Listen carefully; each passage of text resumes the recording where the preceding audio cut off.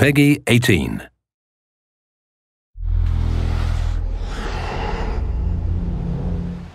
Hi, my name is Ashraf Ismail, Game Director of Assassin's Creed 4 Black Flag, and I'm very proud to be showing off the Caribbean open world. Here, we're going to start with Edward. After completing a few missions, he's met up with the assassins, but he's not yet bought into the creed, so he still has this selfish need for fame and fortune. Edward is one of the most unique characters we've created for the Assassin's Creed universe. He is a man who is still trying to figure out who he is in life and what he wants to get out of it. At this point in the story, he still wants that fame, so one way to get it is to complete these assassination contracts. This is a way to make money and to gain a bit of notoriety. So here we go. We have two targets to take out, two Templar brothers. So we're going to accept the contract, and the world map is going to show us where this contract takes place. So we see here that the contract is actually very close to us. It starts in the village we're in, but as we zoom out, we want to show you the world that we have. Many locations, over 50 locations, centered by Cuba, the Bahamas, and Florida up north. This is a massive world. There's a lot to find and do in this Caribbean Sea. But now we'll get back to the Fisherman Village and go after our targets. The Fisherman Village, it's one type of location in this world. It's really here as a convenience to the player. This is where you can start missions, where you can shop to upgrade Edward and the Jackdaw itself. It's really about the mood and the ambiance of the Caribbean Sea. In the distance, we have a tavern that we're approaching. Taverns are places where you can hire crew, play mini games, drink if you wish. But for now, we're going to focus on the targets and take them out.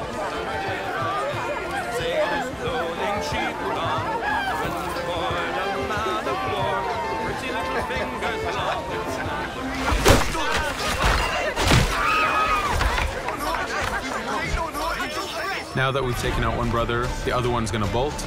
Just like classic ACs, we can chase him down and take him out that way, but there's many ways to complete this contract.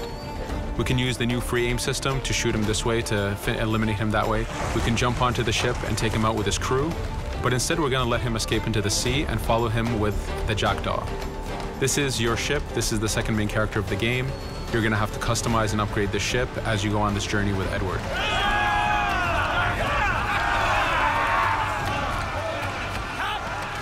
We've seamlessly gone from a ground chase right into a naval chase. We could destroy the ship and complete the contract that way, but instead, using the spyglass, we can see that he's carrying a lot of rum. Rum is important in the economy system. It's one way of making a lot of money if you sell it properly. So instead of destroying the ship, we're going to plunder that ship. Fire! Here you can see the upgrades that we've made into the naval combat. Using the front cannons, you can shoot chain shots to slow down the ship. Using the new round shot mechanic of trajectory aiming, you can aim for the hull and do a lot of damage this way. This specific enemy is what we call a frigate. Frigates are the type of ships that you need to destroy as fast as you can, because the longer the fight lasts, the more damage they're capable of doing. We have other enemy types like the Charger or the Man of War.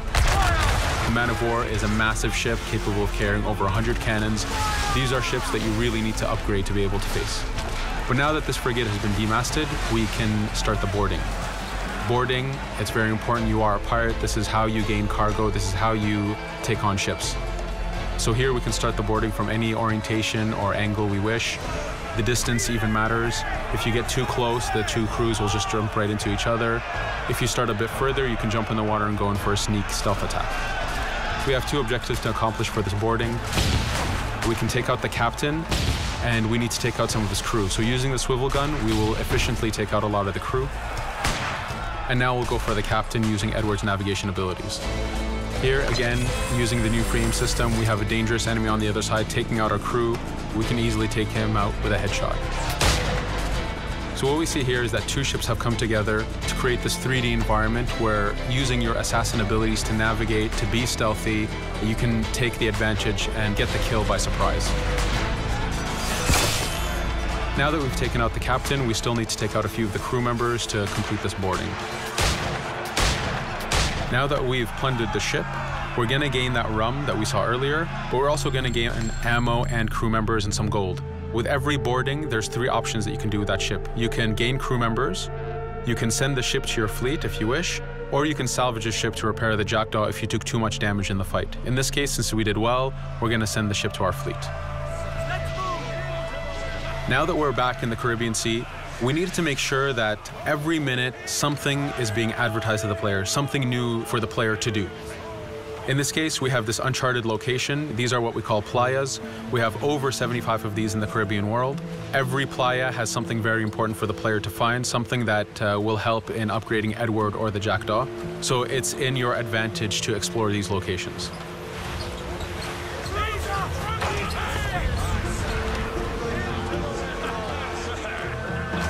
Again, for us, seamlessness is very important.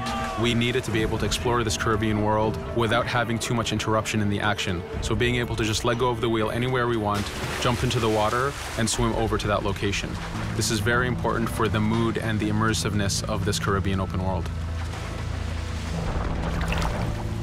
Here, as we get on the playa, in the distance we can see that there's a faction battle, but closer to us we can see that there's this poor drunken sailor who's passed away. But being a pirate, of course, we're going to loot his body and see what he has for us.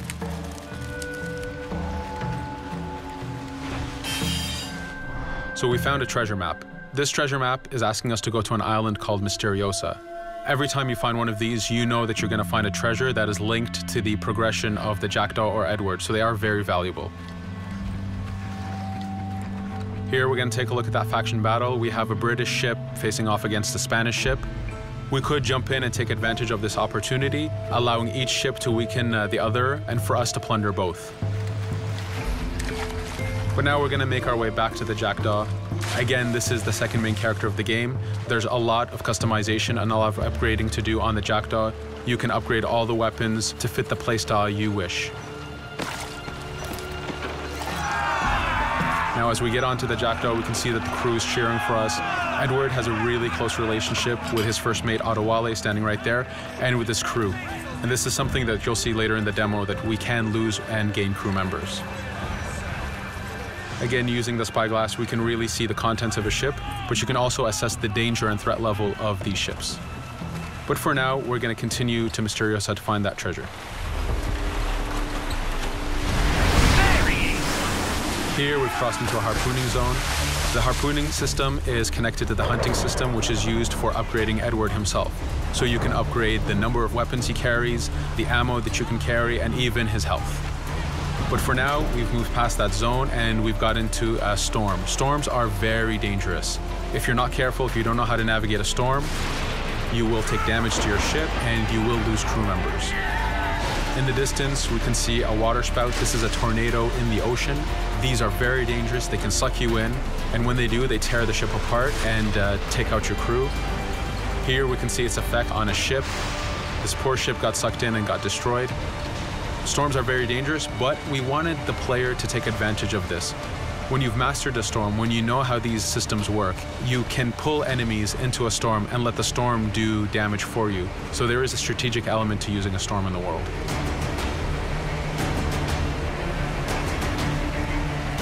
Here we can see that the storm is dying down a bit, but there's still this torrential downpour. It was very important for us to get the real mood of and atmosphere of the Caribbean in the weather cycles and in the daytime cycles.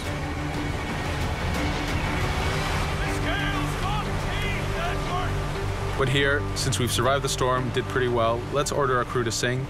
Sea shanties are a part of this game. It's a collectible that you can find in the world.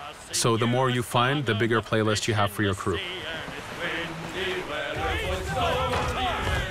But for now, we've made it to Misteriosa. So again, we're going to seamlessly get off our ship and explore this location. Misteriosa is a Mayan ruin. Mayan ruins are heavy with stealth and navigation capacities. There's a lot of treasures and hidden discoveries to be found in these locations.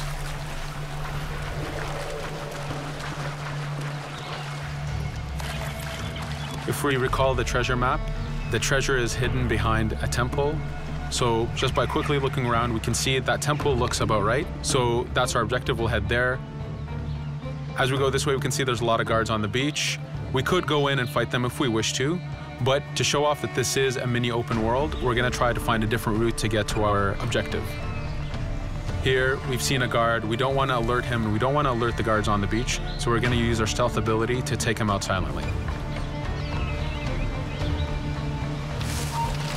No te muevas.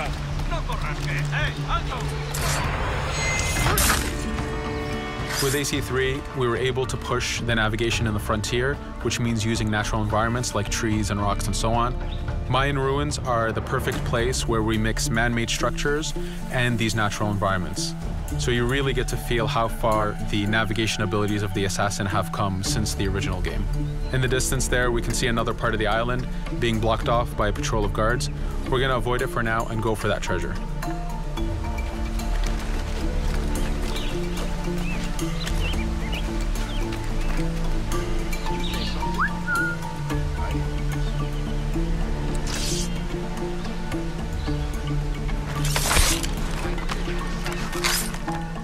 It's important for us to be able to give the players new tools, specifically for stealth. In this case, we have the blowpipe.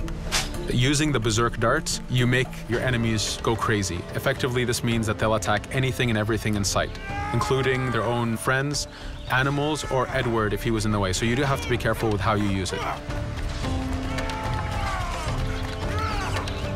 But now that we've caused a distraction, if we happen to fall down there, at least there's already a bit of damage done for us. But using our navigation skills, we're able to get past that area without any trouble. There in the distance, you can see the jackdaw placed exactly where you left it when you got onto this location. It's really important for us to show the beauty of this Caribbean world. The Caribbean has some amazing vistas, and we pushed ourselves to replicate this in the game.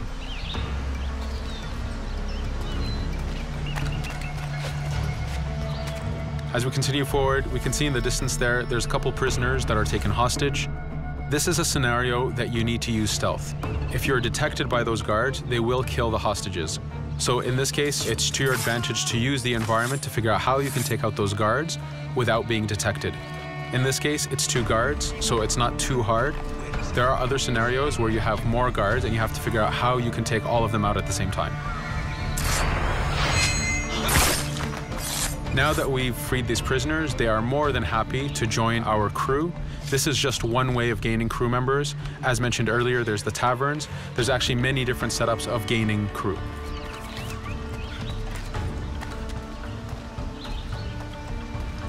Here, we're going to go back to the treasure map.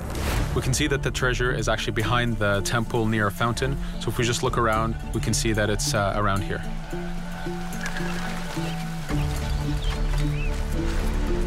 Now that we've found the treasure, what we've actually found is a blueprint. Blueprints are incredibly valuable for the upgrading of the jackdaw. This is how you can upgrade the biggest and most devastating upgrades of the ship. So here we're approaching a reach high point. Just like classic ACs, synchronizing with a reach high point reveals the contents of a location and the map itself. But as an added feature, because this game world is so huge, there are many different locations, this also becomes a fast travel point.